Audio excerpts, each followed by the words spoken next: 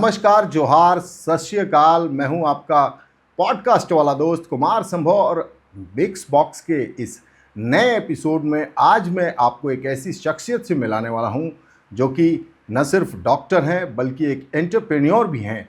इनके रांची में 5 से अधिक फिजियोथेरेपी सेंटर्स हैं और झारखंड की अगर बात की जाए तो झारखंड के सबसे बड़े फिजियोथेरेपिस्ट के रूप में अगर इनको बुलाया जाए तो कोई बड़ी बात नहीं होगी। मेरे साथ हैं डॉक्टर रजनीश बरियार। सर, बहुत बहुत स्वागत है द मिक्स बॉक्स में। धन्यवाद। सबसे पहले तो आपका शुक्रिया करते हैं कि आप हमको अपने चैनल में बुलाए, अपने पॉडकास्ट चैनल में बुलाए और यहाँ पे मेरे थ्रू कुछ मैसेज हमारे दर्शकों को जाएगी, इसके लिए बहुत बहुत शुक्रिया। सर, हम सीधे पॉइंट पर आते हैं। एक तो शुरुआत में हम लोग कुछ पर्सनल क्वेश्चंस आपसे पूछेंगे और आपकी जर्नी बड़ी इंटरेस्टिंग है। ऑफ कैमरा जब मैं सर से बात कर रहा था तो इन्होंने दिल्ली की अपनी कहानियां हमसे साझा की थी। तो सीधा हम जानना चाहेंगे सर कि जब दिल्ली में आपने शुरुआत की तो कैसे, क्या सिचुएशन था, किस तरीके से आपने शुरुआत की थी? सिचुएशन जैसा सबका रहता है वैसा ही मेरा, बहुत कुछ स्पेशल नहीं था। हाँ, पढ़ाई के दौरान उसके बाद स्ट्रगल स्टार्ट हुआ कि सबसे पहले मैं जॉब स्टार्ट किया। एक सीनियर सिटीजनशिप वेलफेयर एसोसिएशन था B11 में, बसंत कुंज में। वहाँ से स्टार्ट किया और बहुत ही शिद्दत और बहुत मेहनत, अपने काम के प्रति डेडिकेशन था। तो स्टार्टिंग से ही हमारे पेशेंट काफ़ी चहेता होने लगे थे, मतलब मैं सबका चहेता होने लगा था। जितना भी पेशेंट देखता था तो लोग कहते थे, मेरे साथ 10-12 फिजियोथेरेपिस्ट थे, तो लोग कहते थे कि बरियार सर से ही ट्रीटमेंट कराएंगे। तो वहाँ से मेरा कॉन्फिडेंस लेवल स्टार्ट हुआ बढ़ना कि मुझ में कुछ है। पढ़ाई के दौरान काफ़ी स्ट्रगल रहा, लेकिन जब वहाँ 1 साल किया उसके बाद मैं दिल्ली में एक UK nursing home M25 Vikaspuri में एक हॉस्पिटल था, नर्सिंग होम यूके नर्सिंग। साल कौन सा रहा होगा सर? ये जब मैं वहाँ खोला 2006 में अपना क्लिनिक खोल दिया। अच्छा, 2006 में आपने अपनी क्लिनिक? यस, 2006 में मैंने अपना क्लिनिक खोला, लेकिन फुल फ्लेज 2008 से स्टार्ट किया। ओके, ठीक है। वहाँ पर जब स्टार्ट किया अपना क्लिनिक तो बहुत स्ट्रगल रहा, क्योंकि उस समय भी दिल्ली में भी अवेयरनेस काफ़ी कम थी फिजियोथेरेपी की। आज भी अगर देखा जाए तो आप मेट्रो की बात कर रहे हैं और रांची, दोनों में जो वहाँ उस समय स्ट्रगल था वो यहाँ स्ट्रगल स्टार्ट हुआ। ओके। तो बहुत स्ट्रगल फेज रहा। वहाँ पर लोगों को ये समझाना पड़ता था उस समय की फिजियोथेरेपी क्या है। फिर जिस तरह से हम लोग कैम्प किए, अवेयरनेस प्रोग्राम बनाए, अवेयरनेस प्रोग्राम चलाए, हर जगह कैंप लगाए, लोगों को बताए कि फिजियोथेरेपी का रोल क्या होता है, हम लोग किस किस तरह के पेशेंट को देखते हैं, कैसे हम लोग पेशेंट ट्रीट करते हैं, आप रेफरल नहीं हो के डायरेक्ट मेरे पास आ सकते हैं। इस तरह का बहुत सारा कैंपेन चला के कैंपेनिंग किया। उसके बाद धीरे धीरे धीरे ग्रो किया और वहाँ पर 7 सेंटर था मेरा अपना, आउटसोर्सिंग किया, जिसमें यूके नर्सिंग होम था, ऑर्किड हॉस्पिटल जनकपुरी में था, हेमराज जैन हॉस्पिटल, सब ग्रेड 1 हॉस्पिटल था। उसके बाद 3 मेरा अपना पर्सनल क्लिनिक था।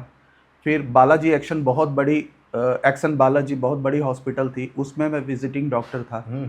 तो इस तरह से वहाँ जर्नी किया और 2012 लास्ट तक वहाँ काम किया और एक एम्पायर खड़ा करके वहाँ अपना नाम कमाकर फिर वापस आप मतलब रांची के ही रहने वाले हैं या कहीं और से हैं? नहीं, मैं रहने वाला तो झारखंड का ही हूँ, लेकिन हजारीबाग से हूँ। और रांची में भी हमारे घर थे, लेकिन रहा कभी नहीं कंप्लीट। आया तो फिर जब दिल्ली से यहाँ आया तो यहाँ पे राजधानी थी, तो सोचा राजधानी से ही स्टार्ट करते हैं।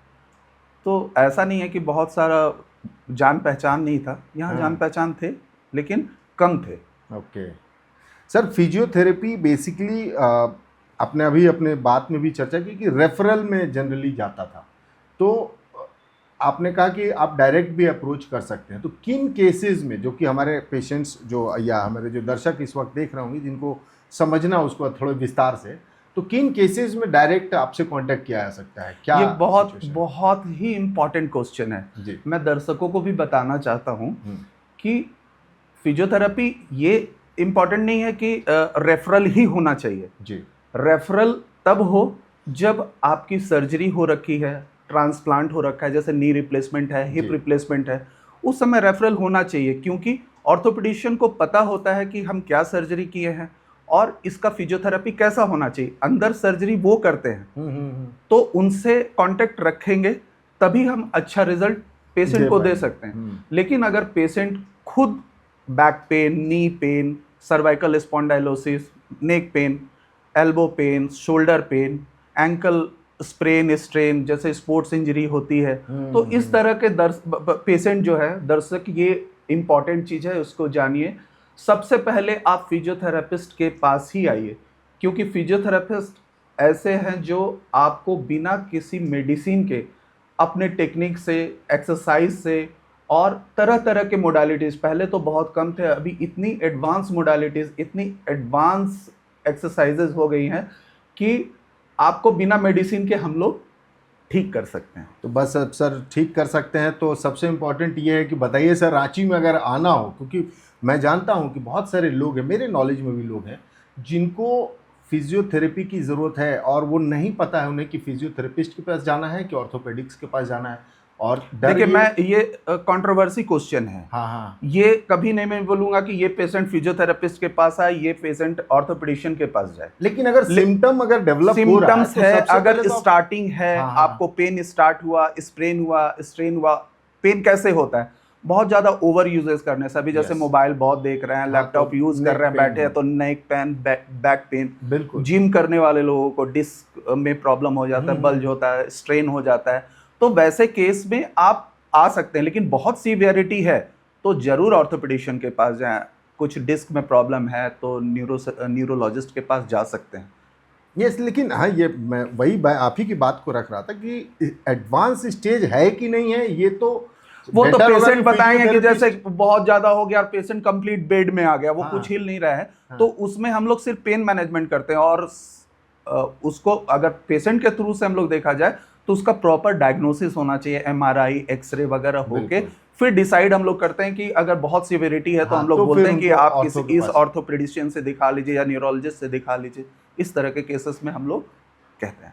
तो ये कहना गलत तो नहीं होगा ना सर कि अगर आपको किसी भी तरह की पेन से रिलेटेड समस्या है, जो कि आपको लगता है कि किसी इंजरी के कारण हुआ, कहीं आप स्लिप करके गिरे या मोच आया पैर में, तो सबसे पहले आपको फिजियोथेरेपिस्ट को संपर्क करना एकदम चाहिए। कह सकते हैं कि जब भी इनिशियल स्टेज में किसी भी ऐसे आप समझ जाइए, जितने भी प्लेयर्स होते हैं, चाहे क्रिकेट हो, फुटबॉल हो, बैडमिंटन हो, तो उनके साथ कोई भी ऑर्थोपेडिशियन, न्यूरोलॉजिस्ट नहीं होते हैं। नहीं, उनके साथ एक फिजियोथेरेपिस्ट होते हैं। बिल्कुल, हर एक टीम के साथ फिजियोथेरेपिस्ट अब तो मैंडेटरी है। क्यों होते हैं? क्योंकि प्राइमरी जो ट्रीटमेंट है वो फिजियोथेरेपी ही करते हैं। फिजियोथेरेपिस्ट का ही काम है प्राइमरी ट्रीटमेंट का। इवन इंजुरी और न बढ़ जाए, यस, वो भी प्रिवेंट करते हैं। लाइक अब आज मेरा हल्का पेन हो रहा है, पता नहीं क्या रीजन है, नहीं पता है, तो उस चीज को तुरंत भी रिकवर किया जा सकता है। आपको एक और चीज बताते हैं जी। आज का एक दौर चला हुआ है कि मैं किसी पार्टिकुलर किसी को नहीं बोल रहा हूँ, टेस्ट नहीं होता है अब, कॉन्फिडेंट लेवल बहुत ज्यादा है, लेकिन हम लोग एक एक मसल्स को पढ़ते हैं, उसका ऑरिजिन, इंसर्शंस क्या है, नर्व रूट क्या है, कौन सा टेस्ट करना है, शोल्डर में कौन सा टेस्ट करना है, शोल्डर में 20 तरह का टेस्ट है, वो टेस्ट करते हैं, नी में बहुत सारे तरह के टेस्ट हैं, बैक के लिए बहुत सारे टेस्ट हैं, वो टेस्ट करते हैं। उसके बाद हम ट्रीटमेंट प्लान बनाते हैं कि इसका डायग्नोसिस ये हुआ, अब इसका प्रोग्नोसिस ये होगा, तो उसका एक्सरसाइज ये करना है। फिजिकल टेस्ट सबसे इंपॉर्टेंट होता है। फिजिकल टेस्ट सबसे इंपॉर्टेंट होता है सर। फिजिकल टेस्ट से ही पता चलता है कि हमारे पेशेंट को प्रॉब्लम क्या है, तो इसलिए ये बेहद ज़रूरी होता है। देखिए, हम अपने पॉडकास्ट में हमेशा ऐसे लोगों को इनवाइट करना चाहते हैं जो आपको सही सलाह दे सकें, और सही सलाह जो है वो हमारी पहली प्राथमिकता है आप तक पहुंचाने की। रजनीश सर, आप आज रांची में इतने पॉपुलर है, रांची ही नहीं पूरे झारखंड में आप पॉपुलर हो चुके हैं। बहुत सारे फिजियोथेरेपिस्ट भी आपसे ट्रेनिंग ले रहे हैं। पिछले दिनों आपने एक बहुत बड़ा कॉन्क्लेव भी किया था जिसमें कायरो प्रैक्टिशनर आए थे। सर, ये कायरो क्या है, कायरो प्रैक्टिस क्या है? ये फिजियोथेरेपी का ही हिस्सा है या इसकी अलग से पढ़ाई होती है? नहीं, ये फिजियोथेरेपी की पार्ट नहीं है। ओके। ये अलग से इसकी पढ़ाई होती है जो अभी इंडिया में पढ़ाई नहीं है। हम कायरोप्रैक्टिक नहीं, वो एक टेक्निक था बोन एडजस्टमेंट का जिसको ऑस्टियोपैथ कायरोप्रैक्टर कहते हैं। वो बोन अलाइनमेंट करते हैं, जॉइंट को एडजस्टमेंट करते हैं, वो एक पार्ट होता है, उसका अलग से कोर्स होता है, वो फिजियोथेरेपी का पार्ट नहीं है। ओके, तो सर ये जो आपने अभी कोर्स किया था जिसके वीडियोस भी बहुत सारे सोशल मीडिया पर भी कोर्स नहीं था, वो वर्कशॉप था। वर्कशॉप जो किया था, Yes, सॉरी yes. मैं अपने आप को करेक्ट करूँ, तो उसका क्या आपको इम्पैक्ट देखने को मिल रहा है? अब 3-4 महीने हो चुके हैं लगभग। वो इम्पैक्ट ऐसा है कि वो मैं पहले भी उसका कोर्स कर चुका हूँ। ये हमारे स्पेन के डॉक्टर हैं सैन जॉन बोस्का, उनका मैंने वर्कशॉप कोर्स 3 डेज़ का दिल्ली में पहले ही कर चुका हूँ। ये मैं बच्चों के लिए करवाया था यहाँ वर्कशॉप, तो उसका सर्टिफिकेशन मेरे पास 2 साल पहले का है। ओके। तो मैं कर चुका हूँ। तो कभी ऐसा केसेस आते हैं जिसमें नेक अटक जाना, बोन का एडजस्टमेंट नहीं होना, किसी का देखिएगा नेक इतना स्टीफ है कि घूम नहीं रहा है, शोल्डर अटक गया है, तो उसमें एडजस्टमेंट बहुत काम आता है जो ऑस्टियोपैथ कायरोप्रैक्टर है। बिल्कुल, वो भी सर, एक पार्ट है। एक कंट्रोवर्सी भी जुड़ी है इस विधा से कि बहुत सारे लोगों का कहना है कि ये बोन्स के बीच में कुछ बबल्स होते हैं, गैस बबल्स होते हैं, सोशल मीडिया रील्स में ही हमने भी देखा है, वो सिर्फ आवाज़ करता है और ऐसा कोई बहुत लॉन्ग टर्म इससे फ़ायदा नहीं होता है। आप इससे सहमत हैं? मैं एक चीज़ बहुत अच्छे से समझाना चाहता हूँ जी। टिक्सॉन से ट्रीटमेंट नहीं हो सकता है। मैंने बताया वो एडजस्टमेंट है। ओके। ट्रीटमेंट सिर्फ फिजियोथेरेपी से हो सकता है। ओके।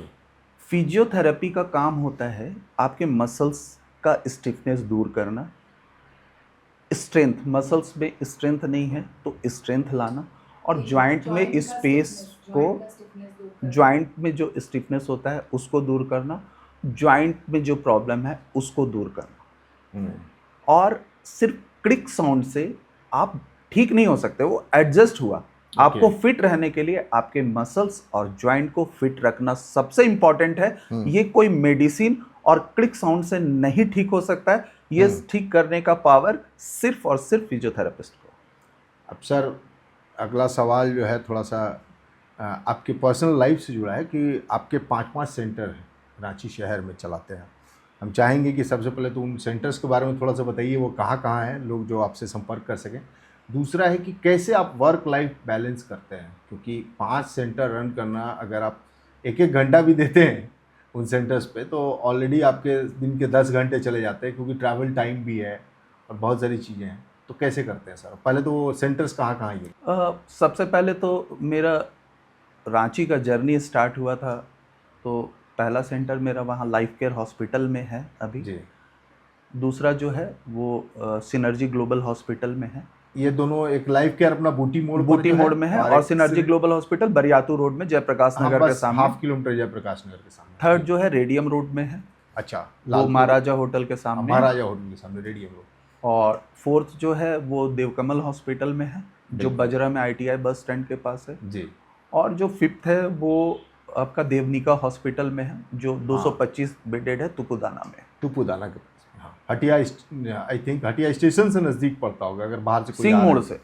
हाँ नहीं, मैं उनकी बात कर रहा हूँ जो बाहर से आना चाहते हैं। हाँ, हटिया से वो 5-6 किलोमीटर्स में है। 5-6 किलोमीटर। और सर आपका एक मेन रोड पर भी है।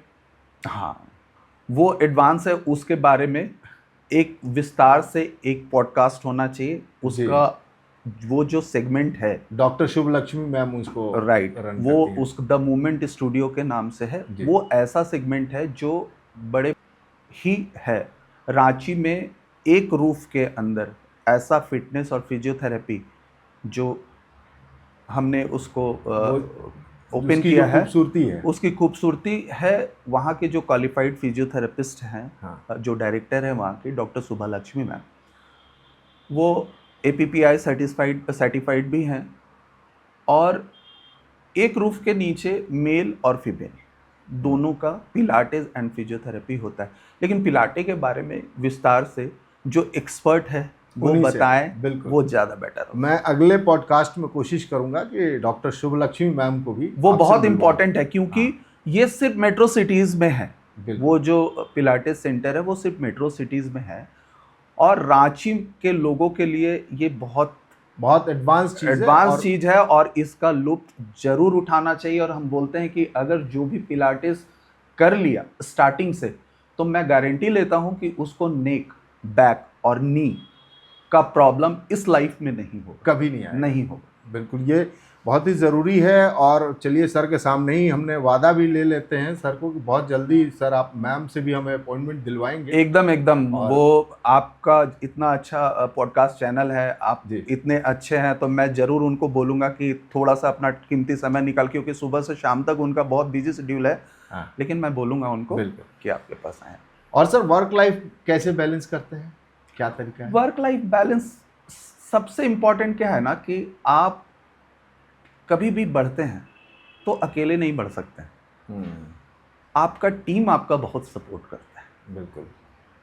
अगर आप टीम नहीं है आपका, तो आप एक पे सीमित हो जाएंगे। स्ट्रगल भी रहेगा आपके साथ। और मैं जब भी हम नए नए फिजियोथेरेपिस्ट को रखते हैं, तो 1 मंथ का उनको अपना ट्रेनिंग देते हैं कि हमारा ट्रीटमेंट प्रोटोकॉल क्या है, हम पेशेंट को कैसे ट्रीटमेंट करते हैं, मेरा पेशेंट के साथ क्या बिहेवियर है, ये सारा 1 महीना का ट्रेनिंग देते हैं। उसके बाद फिर उसको अपने टीम में शामिल करके फिर उसको हॉस्पिटल चलाते हैं। या तो हर centers हॉस्पिटल में, सारे हॉस्पिटल में एक एक HOD हैं, और बाकी फिजियोथेरेपिस्ट आज मेरे अंडर पे 25 फिजियोथेरेपिस्ट हैं। 25 फिजियोथेरेपिस्ट। यस, और हर हॉस्पिटल को मैनेज करते हैं। और रहा बात, जैसे मैं रेडियम रोड में, लाइफ केयर में और ग्लोबल में टाइम देता ही देता डेली। बिल्कुल बिल्कुल सर। सर यंग एज में आजकल यूथ का एक बड़ा इशू है। मैं तो नोटिस कर रहा हूँ कि छोटे बच्चे भी जो 7th 8th क्लास में हैं, उनको भी बैक पेन का इशू हो चुका है, उनके नेक पे पेन रहा इसका है। रीज़न, उसका रीज़न क्या है? वही तो बोल रहे हैं, इसका क्या है? रीज़न आप हैं, हम हैं। आज बच्चों को इतना सुविधा हम लोग दे दिए हैं, जी। सुविधा, फिजिकल एक्टिविटीज़ है नहीं, बच्चे हैवी बैग को टांग कर जाते हैं, ट्रेपेजियस मसल्स, बैक मसल्स में कंप्लीट जोर पड़ता है, बच्चे अक्सर मोबाइल में लगे रहते हैं, फिजिकल एक्टिविटीज़ छोड़ के मोबाइल में लगे हुए हैं, पढ़ाई का लोड इतना है कि पढ़ रहे हैं तो पढ़ रहे हैं। तो ये सब बहुत सारा रीज़न है कि बच्चों को भी होता है पेन। तो लैपटॉप, मोबाइल और फिजिकल एक्टिविटीज़ का नहीं होना, ये एक बहुत इम्पॉर्टेंट रोल है। इसलिए हम अपने दर्शकों के जितने भी गार्जियन हैं, उनको भी मैं बताता हूँ कि पढ़ाई भी कराएं, बच्चे को थोड़ा सा मोबाइल भी दें यूज़ करने के लिए, क्योंकि वो अगर नहीं रहेगा तो आज वो एडवांस नहीं हो सकते हैं। बिल्कुल। लेकिन इसके साथ साथ अपने बच्चे को 1 घंटा का 1 घंटा कम से कम एटलीस्ट फिजिकल एक्टिविटीज, फुटबॉल खेले, क्रिकेट खेले, बास्केटबॉल खेले, टीटी खेले, कुछ भी फिजिकल में होना एक्टिविटीज जरूर होना चाहिए। तो बच्चे एक्टिव रहते हैं और ये सब सारी चीज़ें नहीं समस्याएं कम आएंगी उनके साथ। सर फिजियोथेरेपी के फील्ड में AI का कितना बड़ा योगदान है और किस तरीके से, क्योंकि इक्विपमेंट्स जो मैं अब देख रहा हूँ, मैंने आपके भी सेंटर में विजिट किया है, तो कितना हेल्प हो रहा है उससे? पहले आप ये मुझे समझाइए कि AI का रोल किस एंगल से पूछ रहे हैं, AI किस तरह से जानना चाहते हैं? एनालिसिस करने में पेन, कितना पेन है, उनका क्या स्ट्रेंथ है, मसल स्ट्रेंथ क्या है, कितने दिनों में कितने दूर तक पहुंच सकते हैं, ये कुछ एनालिसिस उससे मिलता होगा? इसके लिए फिजियोथेरेपिस्ट ही AI है। ओके। ये चीज़ AI नहीं कर सकता है। फिजियोथेरेपिस्ट का फुल फॉर्म होता है फिजिकल थेरेपिस्ट। बिल्कुल। फिजिकल एग्जामिन हम करेंगे नहीं तो पता कैसे चलेगा कि उसमें स्ट्रेंथ नहीं है। इसलिए फिजियोथेरेपिस्ट और पेशेंट का रिलेशन बहुत घना होना चाहिए। दोनों का टच होना ही है। जब तक हम आपको पकड़ेंगे नहीं, तब तक आपको हम बता नहीं सकते कि आपका क्या है, क्या प्रॉब्लम है, कितना स्ट्रेंथ है, नहीं है। इसमें AI का कोई रोल नहीं है। AI भी मैं हूँ, फिजियोथेरेपिस्ट भी मैं हूँ। नहीं, human touch is very important. अच्छा सर, एक सवाल यहीं से निकल के आता है कि कभी आपके साथ ऐसा हुआ है क्या कि आपकी थेरेपी के कारण या आपने जो इलाज दिया उसके कारण पेशेंट की लाइफ में बहुत बड़ा चेंजेस आया, जो कि इमोशनली भी आपको टच किया? ऐसा लगभग कम से कम 500 पेशेंट होंगे। कुछ पेशेंट ऐसे थे, अभी नाम उनका नहीं ले सकता, ये प्राइवेसी उनसे कोई मतलब हम कंसर्न लिए नहीं हैं। हाँ। तो 2-3 केस ऐसे हैं, रांची के डॉक्टर्स ही थे, जिनको सर्वाइकल लैमिनेक्टमी हुआ C2 से C7 तक, और वो कंप्लीट पैरालाइज्ड हो गए। ओके। दोनों हाथ और दोनों पैर पैरालाइज्ड। उनका वेट 140 kg। और बेंगलोर में वो 2-3 महीना ट्रीटमेंट कराए, ज़ीरो रिज़ल्ट था। यहाँ आए, रांची के 4-5 फिजियोथेरेपिस्ट आए, देखे, और उनका वेट के कारण उनका केस कोई नहीं लिया। फिर उनका ट्रीटमेंट के लिए मुझे 4-5 डॉक्टर्स का पैर भी आया। फिर मैं गया उनका ट्रीटमेंट करने के लिए, और विदिन अ 6 मंथ मैं उनको दोनों हाथ दोनों पैर चला दिया। इसी तरह एक डॉक्टर हैं, उनकी वाइफ पेड़ पे चढ़ गई थी, गिर गई थी, और उनका दोनों पैर पैरालाइज, स्पाइन में फ्रैक्चर हुआ था। फिर उनका स्पाइनल फिक्सेशन हुआ था, स्पाइन सर्जन उसका सर्जरी किए थे, और दोनों पैर पैरालाइज्ड हो गया था। और वो जो स्पाइन सर्जन थे वो बोले थे 6 मंथ से 1 ईयर लगेगा इनको माने ठीक होने में, हो जाना चाहिए। लेकिन जब मैं गया टेस्ट करने के लिए तो मैं बोला था कि ये 3 महीना में ठीक हो जाएंगी, और विदिन अ 3 मंथ वो आज अपने पैर पे चल रही हैं, दौड़ रही हैं। इस तरह के बहुत सारे केसेस हैं, और ये मुझे गर्व है, गर्व के साथ मैं कहता हूँ कि हमारे पास अगर कोई भी न्यूरो का केस, जो हेमिप्लीजिया, एक साइड पैरालाइज हो, या दोनों हाथ दोनों पैर पैरालाइज्ड हो, या दोनों पैर पैरालाइज्ड हो, तो वो आराम से मेरे पास आ सकते हैं। अगर मैं उनको देखकर बोल दिया कि कुछ हम लोग का एग्जामिन होता है, वो एग्जामिनेशन करके अगर मैं बोल दिया कि ये ठीक हो सकते हैं, तो 95% मैं क्योर करके भेजता हूँ। और स्पेशलाइजेशन भी मेरा न्यूरो में है, तो न्यूरो के केस में मुझे बहुत अच्छा लगता है, और बहुत इमोशनल भी होता है, दिल को भी बहुत सुकून मिलता है कि जो आदमी बेड में था वो चल के जाता है, तो उसके फैमिली वाले कितने रो के दुआ देते हैं, कितने खुश होते हैं, क्या क्या करते हैं, किस तरह का दुआ देते हैं। और आज मुझे लगता है कि जो मैं बढ़ा, मैंने एक ग्राउंड लेवल से जो मैं यहाँ स्ट्रगल देखा रांची में, लोगों को पता नहीं था कि फिजियोथेरेपी क्या होता है, फिजियोथेरेपी का मतलब कोई नहीं जानता था। वहाँ से लेकर जो आज इस पोजीशन पे आया, वो सिर्फ और सिर्फ मुझे लगता है उन पेशेंट के अटेंडेंट और पेशेंट का जो दुआ है, आज मुझे वो काम किया जो मैं आज इस पोजीशन पे आ गया कि आपके चैनल में मैं पॉडकास्ट के लिए बैठा। अरे सर, बहुत बड़ी बात कही आपने। आपकी मेहनत में कहीं भी हम ये नहीं सोच मैं तो सकते सभी से यही कहूँगा, हमारे फिजियोथेरेपिस्ट भाई से जी, और जितने भी फिजियोथेरेपिस्ट मेल फीमेल हैं, उनसे यही कहूँगा कि अगर अपना प्रोफेशन को, अपने पेशेंट को आप फुल्ली डेडिकेटेड होके अगर आप ट्रीटमेंट करते हैं, तो रिजल्ट भी मिलेगा और नाम भी होगा। सर, अब मेरे पॉडकास्ट को ना, मैं पिछले दिनों एक कोचिंग इंस्टीट्यूट में गया था, ऐसे ही कुछ फ्रेंड्स थे मेरे, वहाँ मैं मिलने गया था। तो मेरे पॉडकास्ट को बहुत सारे लोग जो नीट की तैयारी कर रहे हैं वो देख रहे हैं। उन्होंने मुझे बताया कि पिछले दिनों डॉक्टर जय कुमार आए हुए थे, यूरोलॉजिस्ट, हमारे पॉडकास्ट में, और भी कई डॉक्टर्स, हम उनके साथ, जो डॉक्टर उज्ज्वल के साथ हमने पॉडकास्ट किया। तो सर, क्या उनका एक सपना था कि सर ये आप ज़रूर पूछिए डॉक्टर्स आए तो, कि क्या बचपन से वो मेडिकल फील्ड में आना चाहते थे, या कितना स्ट्रगल रहा इस फील्ड में आने में, कैसे पढ़ाई किया आपने, स्कूलिंग कहाँ से की? देखिए, वो तो सब जानना चाहता है। स्कूलिंग हजारीबाग से ही हुआ। हाँ। हम लोग सरकारी, हमारे ज़माने में सरकारी हॉस्पिटल स्कूल ही होता था। अच्छा, आप सरकारी स्कूल में पढ़े। उसके बाद फिर वहीं पे कॉलेज था, तो ISC किए हजारीबाग में ही, और हिंदी मीडियम हुआ करता था जी। लेकिन बचपन में जब मैं खेलता था ना, तो खिलौना में मुझे ना हमेशा डॉक्टर सेठ जो है ना, वो मैं लाइक करता था। जब भी होता था तो डॉक्टर सेठ को लेके मैं करता था। तो मुझे लगता है वहीं से लगता था कि हमारे घर में भी फैमिली मेंबर थे, हमारे मौसा जी लोग डॉक्टर थे, तो उनके साथ भी रहते थे। तो मुझे भी लगता था कि मैं डॉक्टर बनूंगा। स्टेथोस्कोप लगाता था, इंजेक्शन लगा के सबको देता था। वहाँ से फिर फिजियोथेरेपी के बारे में पता चला कि फिजियोथेरेपी क्या है। तो 90s में मेरा ये फिंगर फ्रैक्चर हुआ था, और रिम्स में कोई डॉक्टर है, उनका नाम अभी किसी का नाम नहीं लेना, वो सर्जरी किए थे।